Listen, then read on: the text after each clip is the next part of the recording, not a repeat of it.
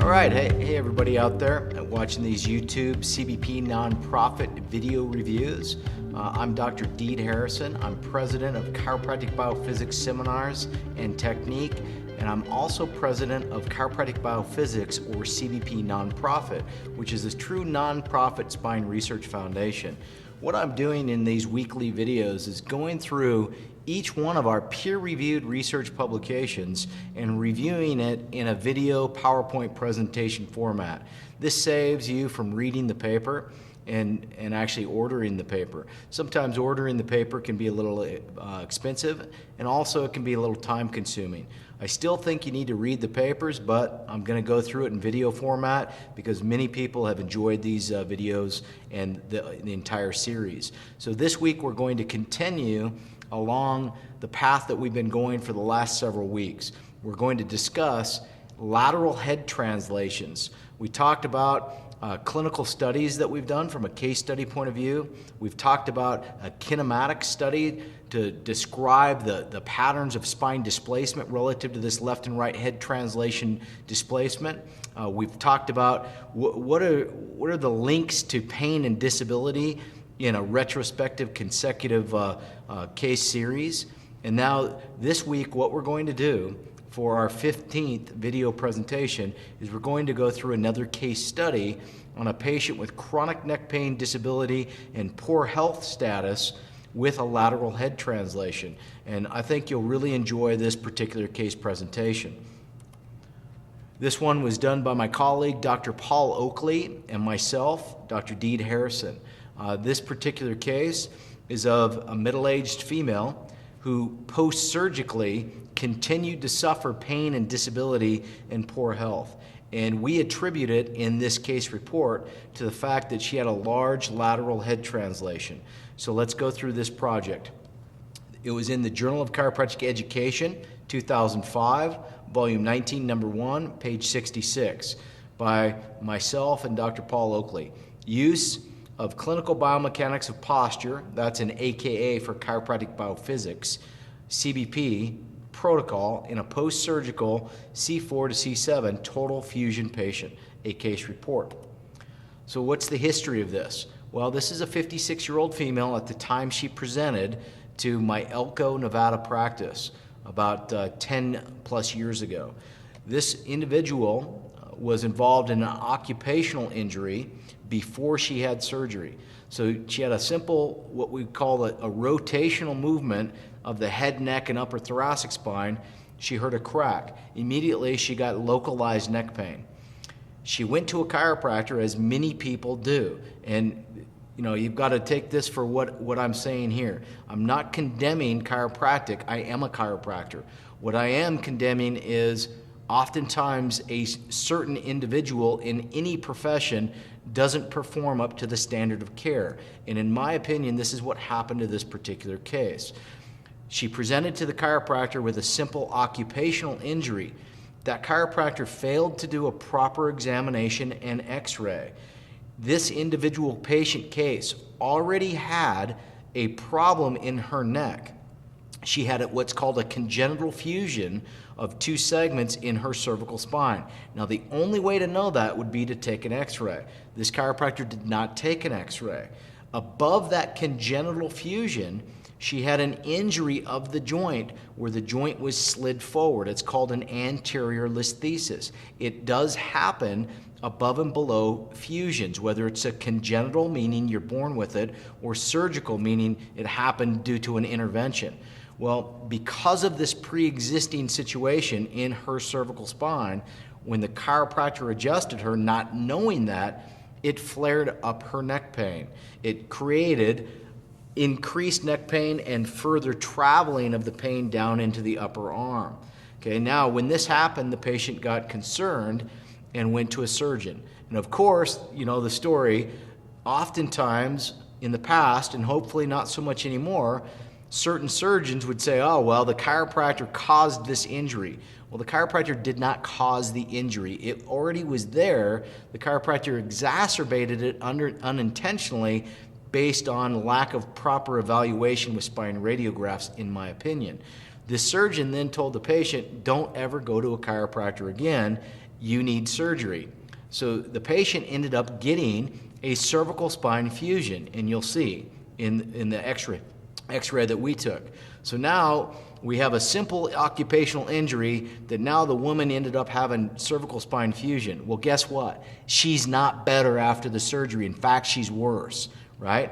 In my opinion, I don't even think she needed surgery, but I'm not a surgeon, right? I'm just telling you my perspective on it as a chiropractor. So, x-ray revealed a congenital block vertebra and an anterolisthesis above that. Had surgery. And now, since 1997, for the past 5 or 6 years, she's suffered with post-surgical pain and disability. Here's what she has when she presented to my office in the early 2000s. Chronic long-standing neck pain after surgery, 6 out of 10. That's pretty high neck pain to be suffering with every day. Left arm numbness, experiences it at least 1 time a day.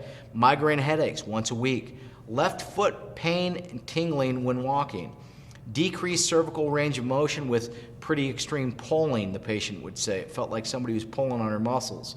And then certain tests that we do, which is a compression load to the cervical spine to see how that's tolerated, the patient said that experience, I get neck pain when I do that, especially on the left. And then distraction or straight up pressure relieved the discomfort. So these are just exam findings that let us know perhaps what tissues are involved, perhaps. Now here's the problem. This woman after surgery has been on multiple pain medications for several years. This is what she's taken. Look at this list of stuff. Tylenol 4, which is acetaminophen and codeine. Fentanyl, a narcotic.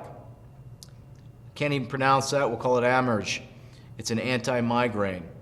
This one here, an antidepressant, another antidepressant, another antiemetic, a muscle relaxant, and then she was taking OxyContin in the past, but she got off of that. Okay, so she's taking all these regularly except for the OxyContin.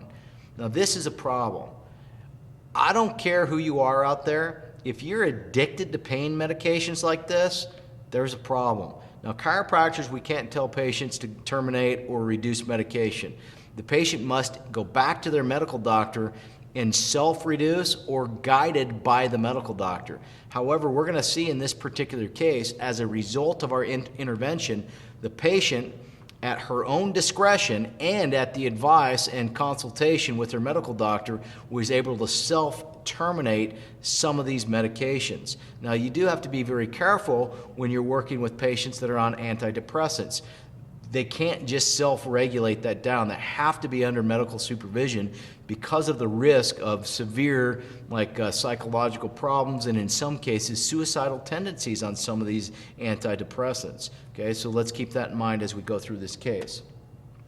Her health status when she originally came in, she's way below population-based norms. This is the SF36 or short form 36 questionnaire. It's also known as the RAND 36 questionnaire. This has 8 subscales. And what we want to see is we want to see, compared to an age-matched population control, how you are. The problem is you're going to see even the age-matched population controls, they're not so normal. They're screwed up too. You look at this and you go, here's 100%. That means you're doing 100% well on each one of these 8 subscales. Here's the population-based norms. They average 60 out of 100. That's the average person that's in their 5th and 6th decade of life. They're depressed with their health status, even though it's called normal. You know what? You look at this and you go, that's not normal. I've seen many people go into the 80s and 90s after we do chiropractic care. In other words, it improves your general health status and your physical function. We'll see what happened to this lady as we go. So here it is. Physical function, that's PF. She's way below population-based norms. Roll physical, she's below population-based norms. Bodily pain, she's way below population-based norms. She has too much pain. General health, she's below population-based norms. Vitality, way down. Social functioning, she can't go do the things that she used to do with her peers, with her friends, because of this problem that she's having. She can't participate in group activities. She can't go out and grocery shop. She gets pain from doing that. Role of motion. How is this affecting her emotional well-being?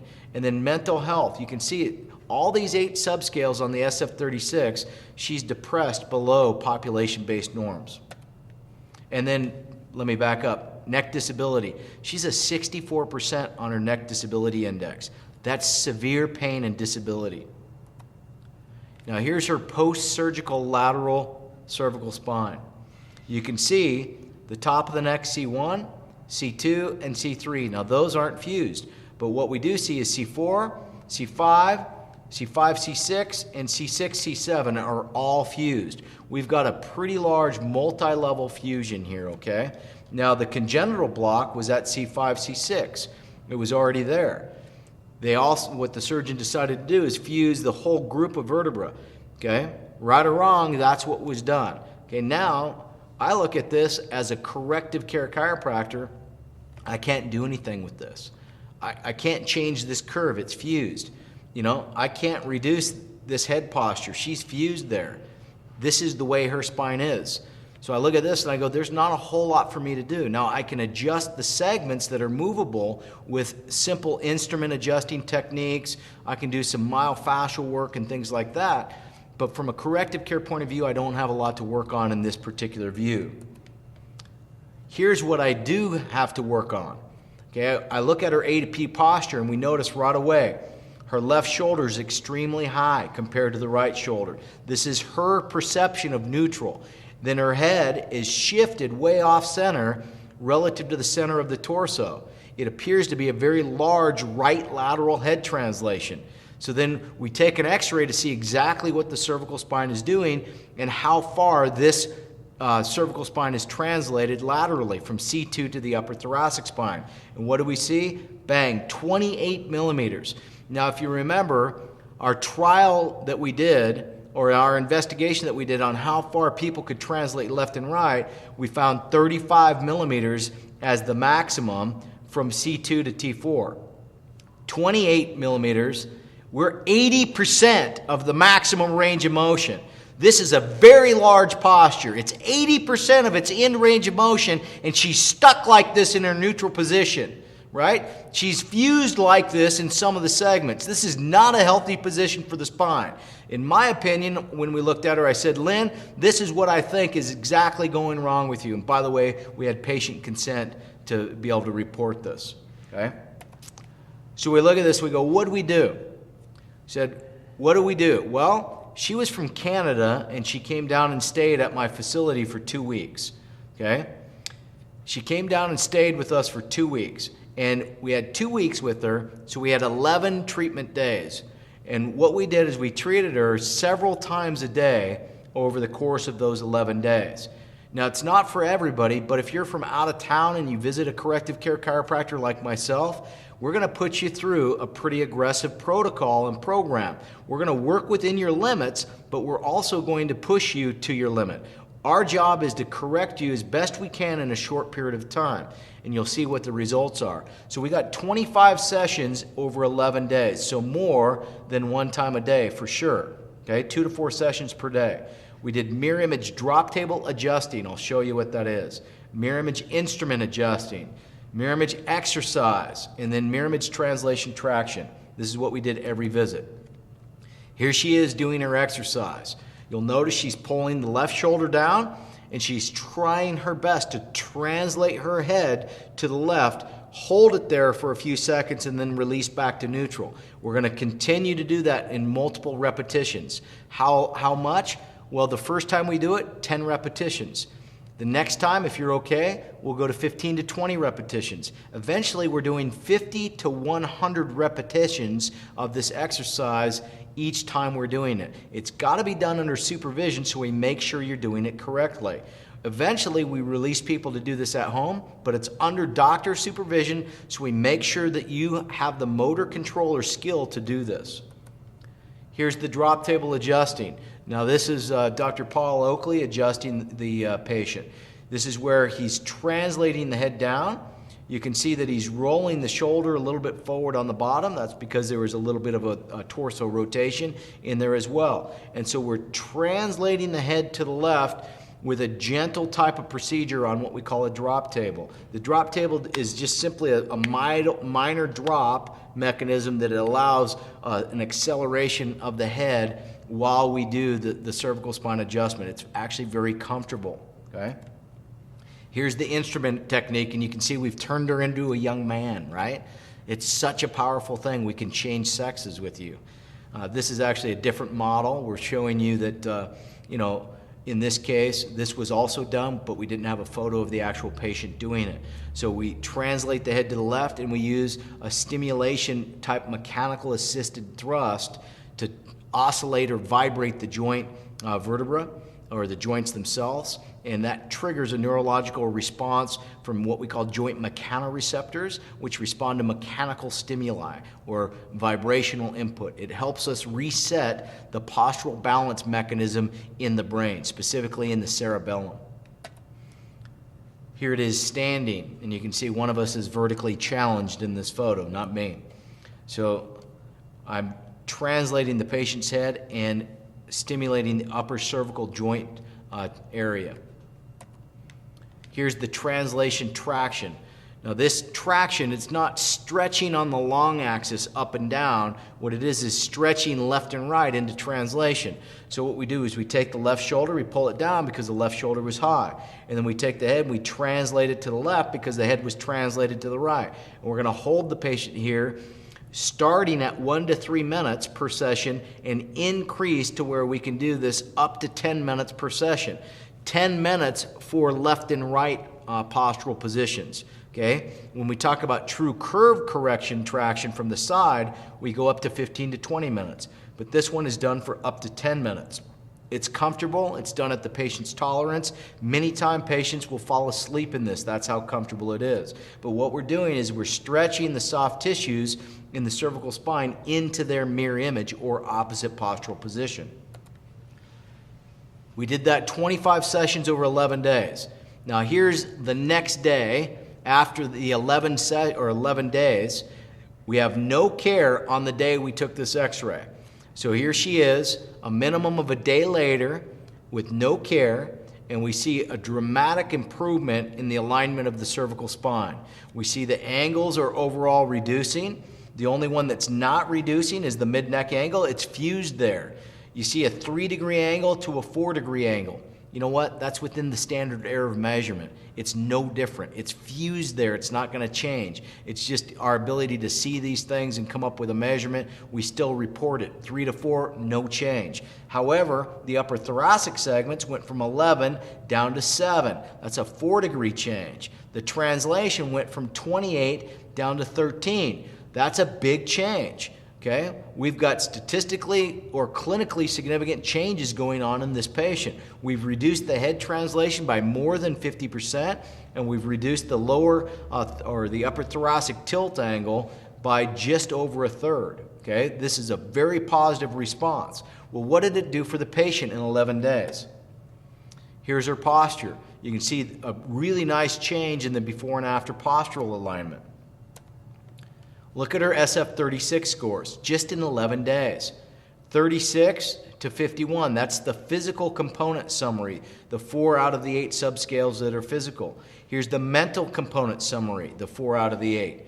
38 to 58. These are really dramatic changes to see in somebody in just an 11-day time period. You'll note, though, she's still below population-based norms on her post-evaluation. What this indicates, 25 visits was not enough. It's just the start.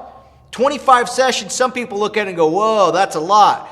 No way, she's been like this for years. This is just the start. Just the start. 25 treatments in 11 days. She needs way more than that. What if it takes 100 sessions to get her to like 80% on this SF36? Was it worth it? Yeah, she'd tell you. Anybody out there would say, yeah, it's worth it. So let's get over this 1 to 2 treatment sessions. It doesn't work that way. Your spine doesn't behave that way. You don't change your spine in a day. You don't build muscle and change tissue in a day. It takes months, and sometimes it can take a year or two. So back to this. Her pain medication. Remember, this is what she was on to begin with. Everything except for the OxyContin. She was on that previously, but then the MD said, let's not take that because she was having a bad reaction. This is what she was on the first 7 of these when she came in. 11 days later, she was able to self-terminate under guidance of her physician, right? All the medication except for the antidepressants or the antipsychotics. You can't stop those rapidly. And patients need to be aware of that, and obviously their doctors will consult them on that. Again, chiropractors, we're not licensed to tell you to stop taking these things. But the cool part of this paper, in this case presentation, was the patient's response was so dramatic, she was able to terminate these medications and still be way better than what she was. So not only was she able to stop the medication, now she didn't have the same pain that she did. So you look at this, the neck disability index went from 64% in 11 days down to 12%. That's a mild impairment. She went from severe to mild in just 11 days. This is an amazing outcome. The long part, or the moral of the story, we have a long-term follow-up on this case, and it's been multiple years, and we still keep in touch with this woman. How do I know that? Well, this is Dr. Paul Oakley's mother. This is his own mother. So Paul keeps in touch with his mother. She's still doing dramatically better. And in 11 days, she learned how to take care of herself. She learned what proper chiropractic is, corrective care chiropractic. She learned to trust chiropractors again, and she stopped taking all that medication, which, if you think about the side effects of many of those medications, they're not so good in the long run. Anybody that can reduce those medications down, it's likely going to be better for you in the long run. They're only for crisis situations. In my opinion, you look at these things, all the literature out on long-term use of some of these drugs, probably not such a good idea. But again, you've got to, discuss this with your medical doctor, because chiropractors, including myself, we're not licensed to give you advice about pharmaceuticals. But I can share with you my opinion on the matter. Okay? Anyway, back to this, the conclusions. Reductions of the patient's abnormal posture and radiographic spine subluxations using CBP protocol of care were temporarily, that means in time, responsible or related to the improved severe chronic pain, disability, and poor health status in this middle-aged female patient. And we have long-term follow-up to show she still has maintained this improvement with what she learned to do. She visits Paul. Her son is now her treating chiropractor. She sees him regularly, and she does her exercises, she does her traction, she does the adjusting.